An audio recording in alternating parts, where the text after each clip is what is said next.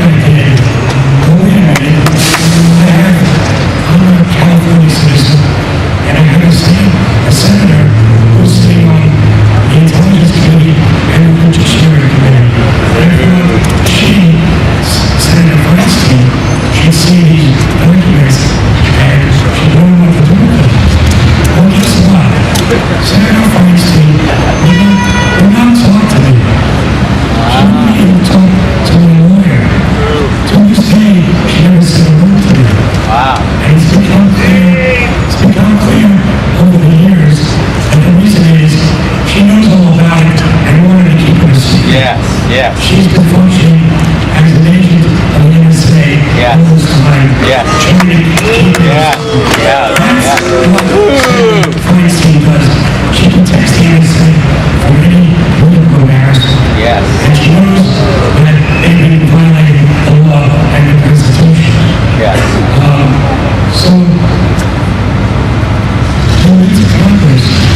So, Trump went to Congress, and Congress's reaction was to generate a bill, and Feinstein was the spearhead of this bill, to not to make this illegal, but to give protection to the phone companies.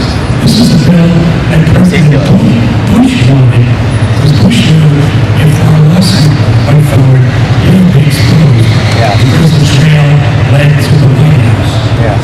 So Bush wanted a bill to give retroactive immunity to phone companies. Woo! And Feinstein led the charge to get this bill passed. It took 2 years, from 2006 to 2008. And we fought it, we went to Congress and argued against it. And in the end, and we went ahead. In 2007, it was a Democratic Congress. The Democratic Congress was no at all. No committee in Congress, and this was a Democratic Congress, no committee in Congress invited me to testify. Why? They are protecting the NSA along with George Bush.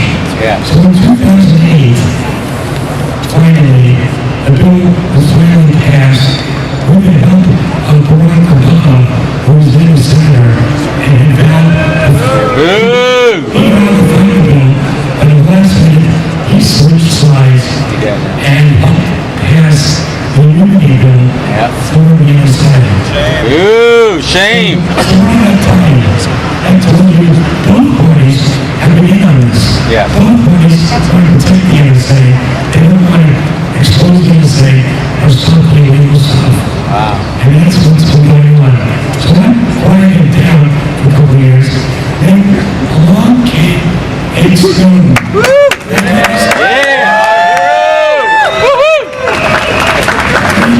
Immediately tried to dismiss as a nobody who was just making up stories which were the documents. My documents were not NSA documents, but that Snowden had NSA documents. A lot of They them. couldn't dismiss that. That's blowing them out of the water. Yep. Snowden's documents had revealed without question that they've been involved in illegal spying. And now they're trying to, Congress is trying to cover their ass with the pretense of reform. Yeah. So you have two Judge bills hard. competing for the mantle of reform. One of them being referred to now as Feinstein's bill, which is just an insult. Feinstein is continuing our method when they get caught out. Our method is, oh, that's illegal too. She'll make it legal. Yeah. She embeds that in her bill. Everything that we found that Stone's revealed, Feinstein writes it into our bill. Okay, this will make it legal. That's Feinstein's bill. It's a fraud. Then you got Sensitive Border Ladies bill. That tinkers a little around the edges. Mainly by putting some constraint on the collection of phone call data. Yeah, metadata. Who's calling who. And if it does any constraint, it would be nice. But the Sensitive Border bill does nothing about the mass bulk data collection of internet data. The secret room and the spoilers. Sensitive Border bill does nothing about that. So that in a sense is just window dressing and not really real reform. I'll tell you what would be real reform. Rip out the secret room. Yes. And all rooms at AT&T's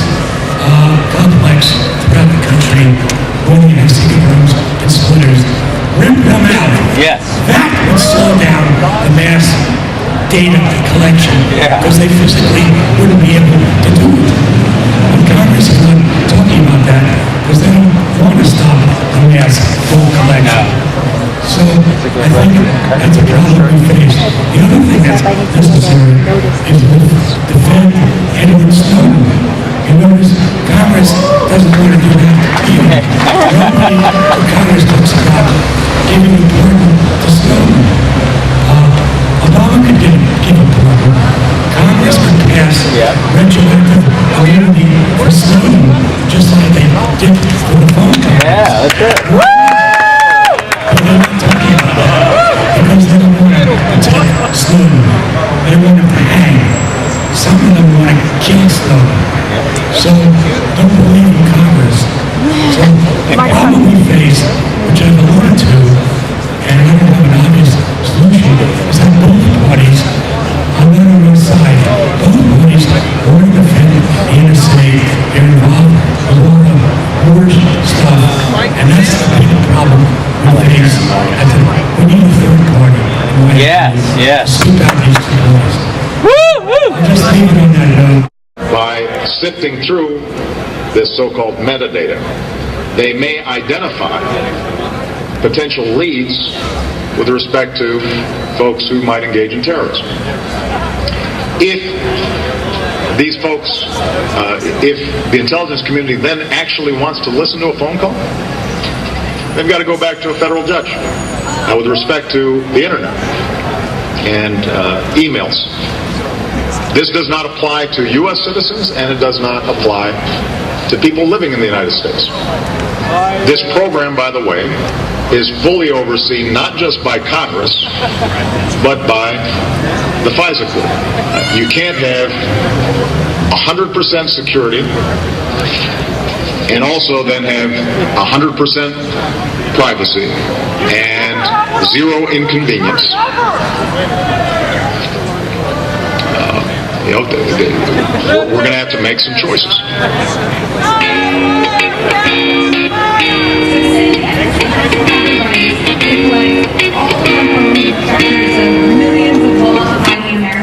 Not all of it in this building, but I worked for the company for 22 years.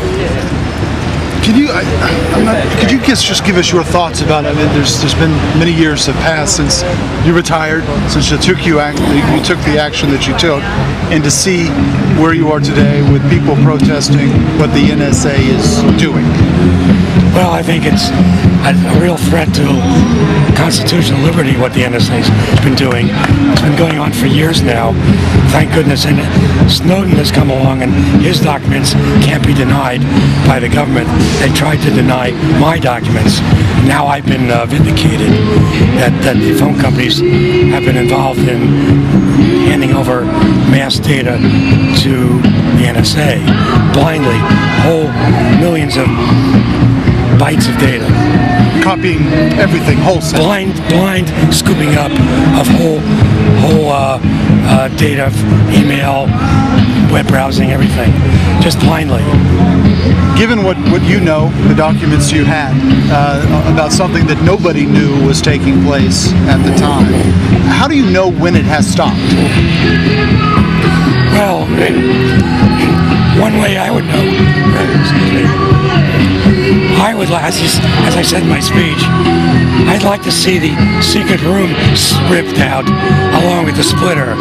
If I could go in there and inspect that, I could tell you they wouldn't be able to collect anymore.